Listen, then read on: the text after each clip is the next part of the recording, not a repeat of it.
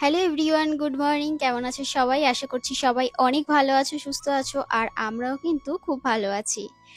তো সকাল সকাল দেখো নতুন একটা ভ্লগ নিয়ে হাজির হলাম। এই ভ্লগটা দেওয়ার কথা ছিল তোমাদেরকে গতকাল, কিন্তু গতকাল বিশ্বাস করবে না, মানে খেতে স্নান করতে পুজো দিতে খেতে অনেকটা লেট হয়ে গেছে।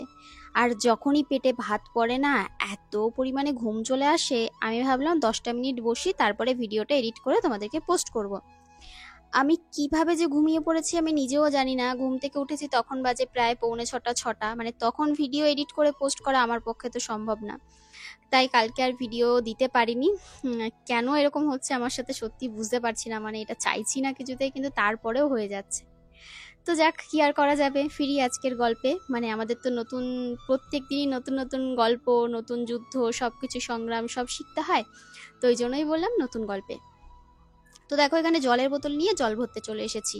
আগে জলটা ভরে নেব, তারপর এদিকে অনেক কাজ রয়েছে। যেহেতু জানো ওপরের নিচে দুটো রান্নাঘর রয়েছে, এখানে রান্না সেভাবে একটা হয় না, তবে একটু চা করা, তারপরে ওই টুকটাক একটু ভাত টাত গরম করা বা কোনো কিছু ওদের নিজে দরকার পড়লো নিচে, তখন একটু করে নিল। তো ওই আর কি, গ্যাসটা একটু মুছে দিলাম।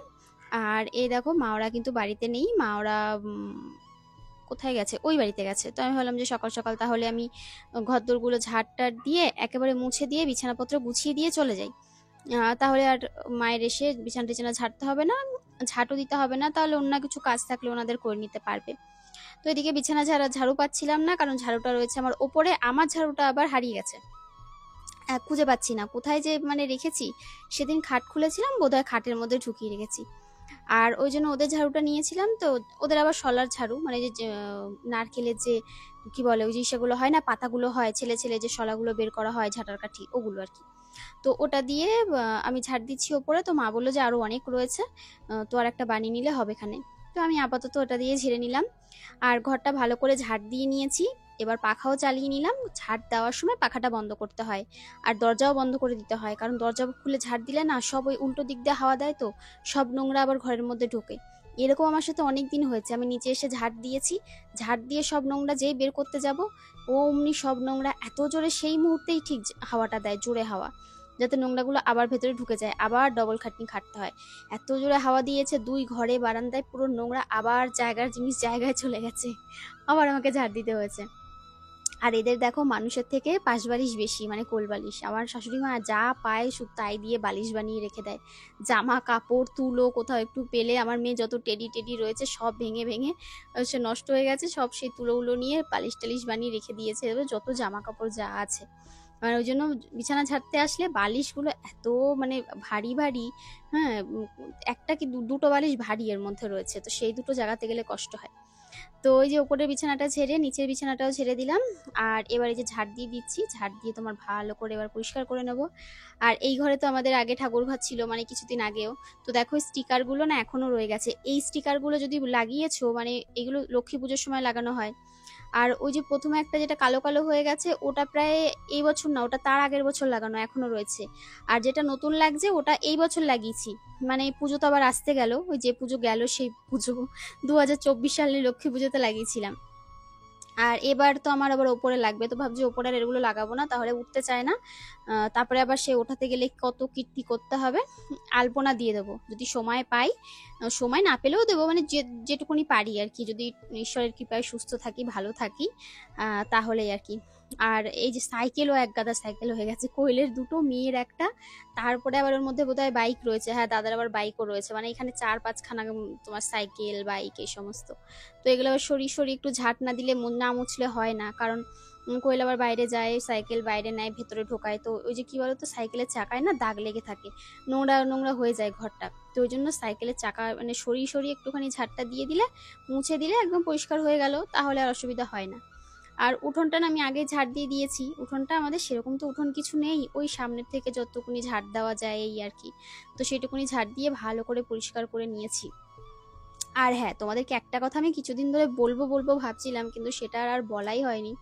সেটা হচ্ছে আমাদের একটা কুকিং চ্যানেল ছিল, তোমরা জানো, যেটা থেকে যেটা আমরা একটা সময় অনেক ভিডিও পোস্ট করেছি। প্রথমে আমি ভিডিও করতাম, তারপরে ওটা চ্যানেলটা মা কন্টিনিউ করলো, মানে মা আর আমি মিলে, মা ভিডিও পোস্ট করতো, আমি এডিট করে ছাড়তাম। আর তারপরে এমন একটা সময় আসলো তখন আর মায়েরও শরীর খারাপ হয়ে গেল, মায়ের হাত ভেঙে গেল, তখন আর রান্না চ্যানেল আমাদের কন্টিনিউ করাও হয়নি। আর আমার একার পক্ষে তখন সম্ভব ছিল না, কারণ মেয়ে ছোট ছিল, ওর উজ্জ্বল ছিল, মানে সমস্ত কিছু পেস্তা এসে গেল, সমস্ত কিছু নিয়ে আর হয়ে ওঠেনি। তো ওই জন্য চ্যানেলটা আমাদের পুরো ছেড়ে দেওয়া হয়েছিল, যে ওইটা এবার ভিডিও দেবো না। মাঝে মাঝে ইচ্ছা হলে একটু রিলস পোস্ট করতাম, মানে শর্ট ভিডিও, তাও এখন সেভাবে একটা করা হতো না। তো কিছুদিন আগে তোমরা দেখেছিলে যে অন্য কিছু কিছু ভিডিও পোস্ট হচ্ছিল। তো হ্যাঁ, তোমাদেরকে এই বিষয়ে আমি জানাইনি আর কি। তো ওই চ্যানেলটা কিন্তু আমাদের ডিলিট হয়ে গেছে।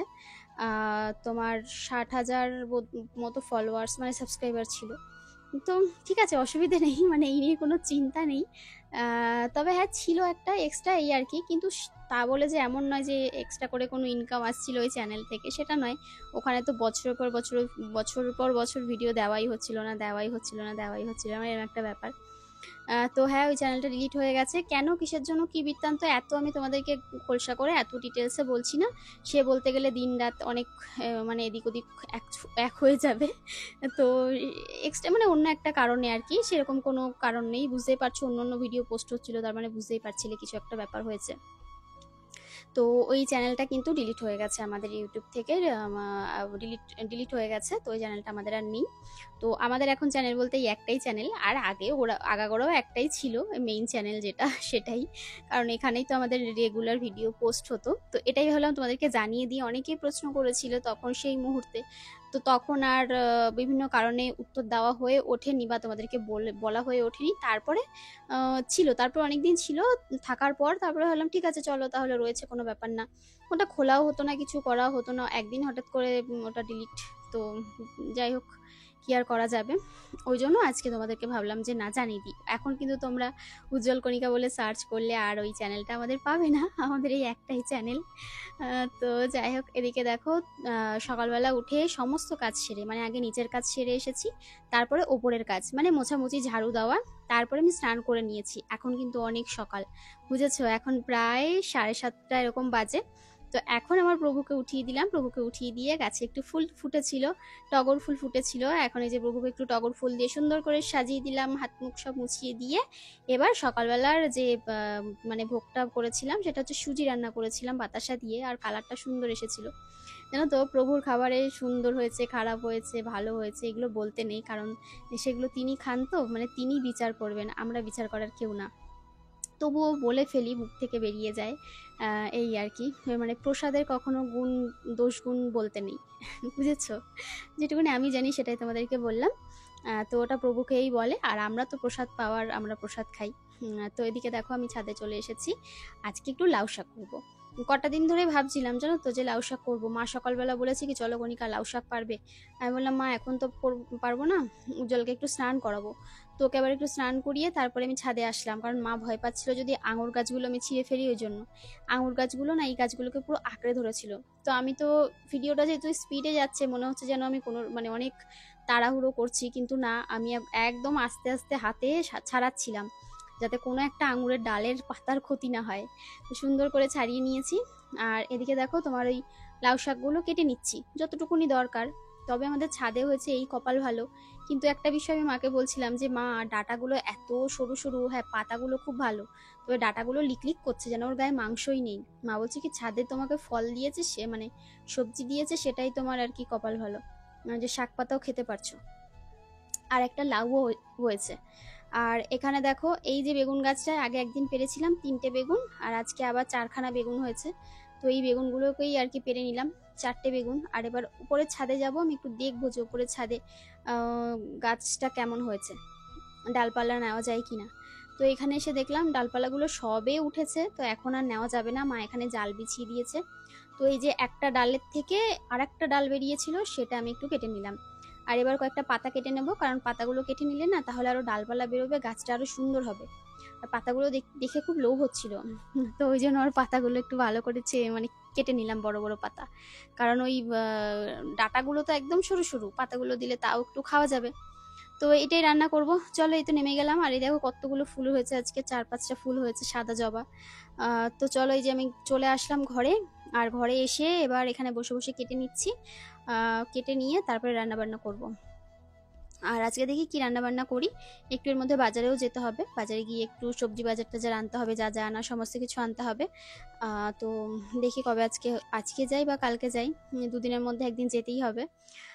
দেখা যাক সেটা কি হয় কি না হয় সেটা পরে দেখবো, কারণ যেটা বলবো সেটা তো সেই সময় হয় না, একটু লেট করেই হয় সমস্ত কিছু বাজারঘাট। আর আমি না দাঁড়িয়ে দাঁড়িয়ে পারছিলাম না, তাই আবার একটু মানে বসে বসে পারছিলাম না, কোমর ব্যথা হয়ে যায়, বসলেও কোমর ব্যথা, দাঁড়ালেও কোমর ব্যথা। তো আমি আবার একটুখানি এই যে এইভাবে দাঁড়িয়ে দাঁড়িয়ে ডাটাগুলো কেটে কেটে ছাড়িয়ে নিচ্ছি সুন্দর করে। তো ডাটাগুলো ছাড়াতে গিয়ে না অর্ধেকগুলো চলে আসছিল, আঁশ ছাড়াচ্ছিল না, মানে এতটাই সরু আঁশই নেই, আঁশও ছাড়াচ্ছে না ওর মধ্যে দিয়ে। তারপরে আবার সেই ওই শুদ্ধই কেটে দিয়েছি ওই সমেত, যে না কচি কচি ডাটা আর গাছের ও চাবি চাবি খেয়ে নেবে, যদি মোটা মোটা ডাটা হতো আঁশ ছাড়াতে হয়, না হলে ভালো লাগে না খেতে, তো এর আবার আঁশও ছাড়ানো যাচ্ছে না। তো চলো বন্ধুরা তাড়াতাড়ি করে কেটে নিই, সকাল থেকে তো অনেক কাজকর্ম করলাম, আর কাজকর্ম করে তারপর এদিকে আবার তোমার কাটাকুটি করে এদিকে রান্নাবান্নাও করব। রান্নাবান্না করার পর তারপরে প্রভুকে খেতে দিয়ে তারপরে আমরা খেয়ে নেব। এই তো। তো চলো, এদিকে না আবার একটু বৃষ্টিও আসবে মনে হচ্ছে, বুঝতে পারছি না। তো এই দেখো বলতে বলতে এখানে বৃষ্টি চলে এসেছে, আর আমার ব্যালকনিতে অনেক জামা কাপড় মেলা ছিল, মানে কোনো রকমে দৌড়ে এসে হাঁপাতে হাঁপাতে, মানে কি বলবো আর কি, আচার পাচার খেতে খেতে তোমার ওই জামা কাপড়গুলো তুলেছি, কারণ ব্যালকনিতে তো জল ঢোকে, আর এত জোরে বৃষ্টি আসলে আগে ভেজে জামা কাপড়গুলো, শুকনো জামা কাপড়গুলো আগে ভেজে। এই রোদ, এই হচ্ছে বৃষ্টি। একটু আগে দেখা গেল যে কি পরিমাণে রোদ দিয়েছে, মনে হচ্ছিল সকালবেলা এর থেকে আর আজকে ভালো দিন হয় না।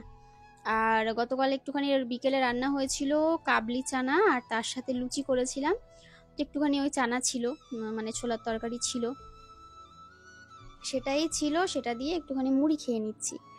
তো ভাবলাম বৃষ্টি পড়ছে, শাকটাও কেটে ধুয়ে রাখলাম, তো একটুখানি খেয়ে নিই। আর উজ্জ্বল খাবে ভাত, ও সকালবেলা ওদের যে ভাত হয় সেই ভাত ও একটুখানি খেয়ে নেয়, তারপরে আবার বেলার দিকে রান্না হলে তখন আবার খেয়ে নেয়। বেলার দিকে কি এখন তাড়াতাড়ি রান্না টান্না করে নিই, সব কিছু তাড়াতাড়ি করি, একদম টাইম মেনটেন করে ভোরবেলা থেকে উঠে যত তাড়াতাড়ি সমস্ত কিছু হয় তত তাড়াতাড়ি, কারণ পুজো দিতে একটু সময় লাগে, সমস্ত কিছু বুঝতেই পারছো, তো ওই জন্য টাইম টু টাইম সব কিছু করতে গেলে একটু সকাল সকাল আমাকে উঠতে হয়। আর এদিকে দেখো বাঁধাকপি কেটে নিয়েছি, তো বাঁধাকপি কেটে ভালো করে ধুয়ে নিয়েছি, আর এদিকে বাঁধাকপি বসিয়ে দিলাম। আর বাঁধাকপিটা করব, আর তার সাথে করব লাউ শাক। তো এই হচ্ছে আজকে রান্না বান্না, আর আজকে বেশি কিছু করব না। তো এই দিয়ে সবাই ভাত খেয়ে নেবে, আর রাত্রেবেলা দেখবো রাতে কি করা যায়, এখনো পর্যন্ত চিন্তা ভাবনা করিনি। রাতে ভাবছি যে একটু পরোটা করে নেবো, বা রুটি কিছু একটা করে নেবো এর মধ্যে। এখন বাজে 1:10, সকাল থেকে তো তোমাদের সামনে এসে আর কথাই বলা হয়নি। তো দেখো রান্না বান্না করতে করতে এদিকে বাসন মেজে কমপ্লিট করছি, কারণ পুজো দিতে হবে। তো আমার আজকে এত শরীরটা উইক লাগছে না, মানে ধারণার বাইরে, তো মাথা ঘুরছে খুব। সেটা হচ্ছে না, এবার অনেকে কমেন্ট করবে এটা খাও সেটা খাও, ডিম খাও মাছ খাও, সেসব বলো না।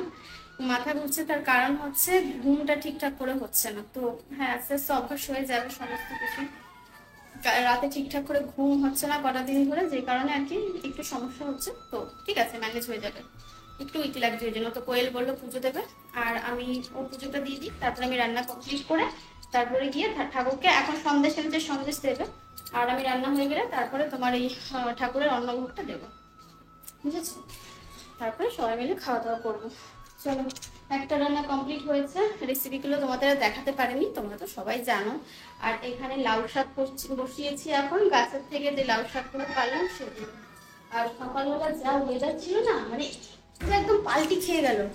দেখলাম কি পরিমাণে রোদ উঠেছে, মেয়েকে আমি স্কুল আজকে রেনকোটও দিইনি, মা ছাতাও নিয়ে যায়নি, আর কি পরিমাণে বৃষ্টি, ওরা দাঁড়িয়ে থেকে থেকে আজকে কত লেটে বাড়িতে এসছে। আমি তো চিন্তায় পড়ে গেছি বাড়ি আসছে না কেন, তারপরে বুঝতে পেরেছি বৃষ্টির জন্য মনে হয় দাঁড়িয়ে রয়েছে। কোয়েলকে জিজ্ঞাসা করলাম ডিমি ছাতা নিয়ে গেছে, বলছে না তো।